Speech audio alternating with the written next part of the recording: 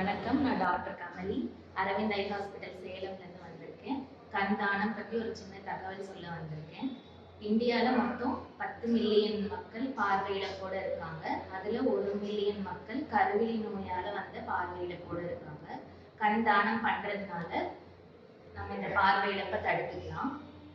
கண் தானம் பண்ணுறது எந்த விஷயம் கிடையாது, ஏஜ் லிமிட் கிடையாது, ரெஜிஸ்ட்ரேஷன் எதுவும் தேவையில்லை, பேஷண்ட்டோட கன்சென்ட் தேவையில்லை, ரிலேட்டிவ்ஸ் சொன்னால் எடுத்துக்கலாம். இறந்து 6 மணி நேரத்துக்குள்ள வந்து கண் எடுக்கணும். ஐஸ் பாக்ஸில் வச்சுருந்தாங்கன்னா 12 மணி நேரத்துக்குள்ள வந்து எடுக்கிற மாதிரி இருக்கும்.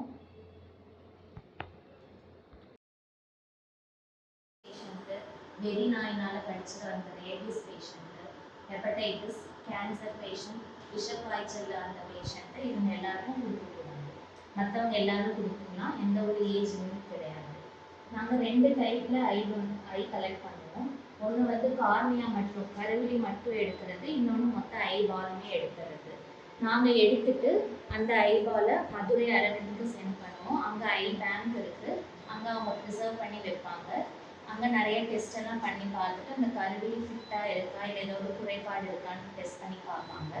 ஏதாவது குறைபாடு இருந்துச்சுன்னா அதை ரிசர்ச் பர்பஸ்க்கு யூஸ் பண்ணிக்குவோம்.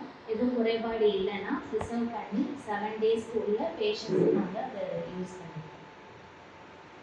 ஸோ இந்த நேஷ்னல் லெவலில் ஐ டொனேஷன் அவேர்னஸ் வீக் வந்து இந்த ஆகஸ்ட் 25 செப்டம்பர் 8 வரைக்கும் நடக்குது.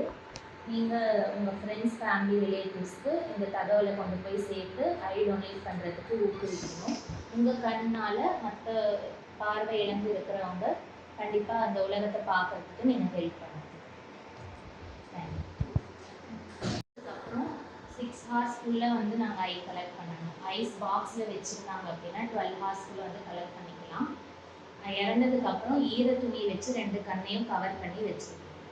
எங்ககிட்ட வந்து சொன்னதுக்கப்புறம் 6 ஹார்ஸ்க்குள்ளே வந்து நாங்கள் கலெக்ட் பண்ணுவோம்.